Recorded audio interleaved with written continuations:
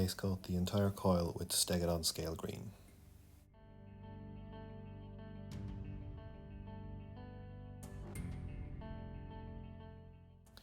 Using the edge of the brush and light brush pressure, catch all the edges of the coils using Sotek Green.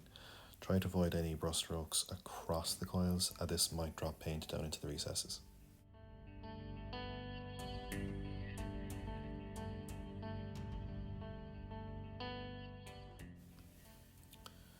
Pick out the majority of the coils with Temple Guard Blue, avoiding the lowest areas only. This paint is quite thin, so we'll transition fairly neatly with the darker colours underneath.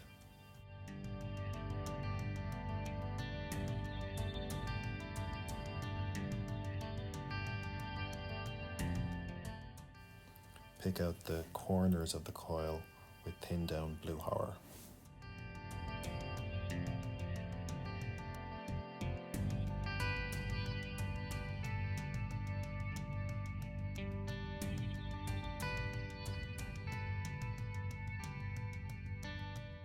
Small amount of white scar into the middle of the blue horror areas as a final highlight.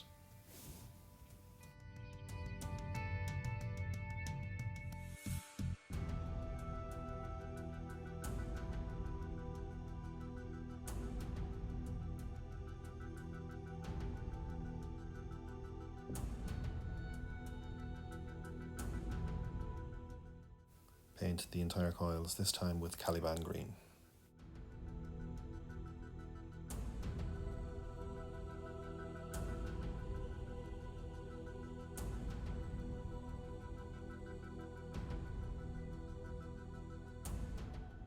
Pick out all the raised parts of the coils with Warpstone Glow, and once again making sure the brush tip doesn't dip into the recess areas.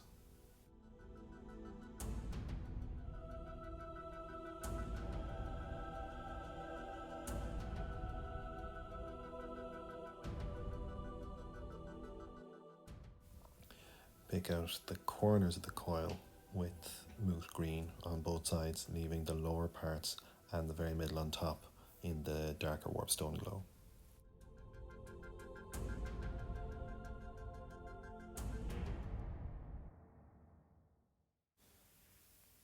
Pick out the corners of the coils then with a glaze of Yriel Yellow to complete.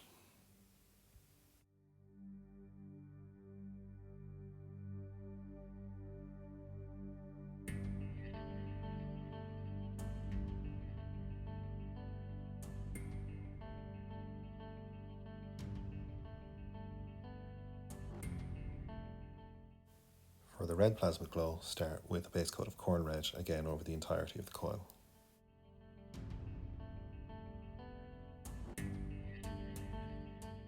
Paint the raised coils with Mephiston Red.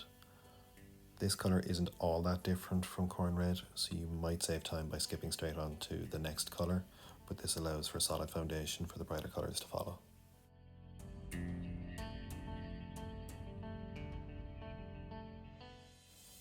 Pick out the majority of the coils, just leaving the lower aspects in the darker Mephiston Red using Evil Sunz Scarlet.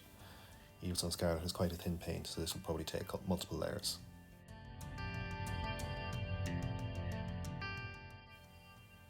Paint the corners then of the coil with thin Troll Slayer Orange. Again, multiple layers will probably be needed with this paint as it's quite thin.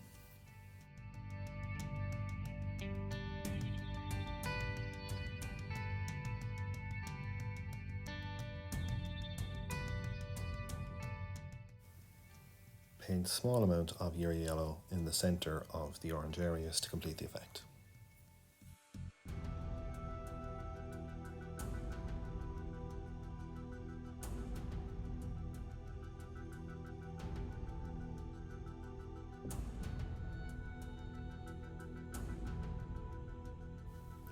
Thank you for watching. Please like and subscribe if you'd like to see more of this type of content.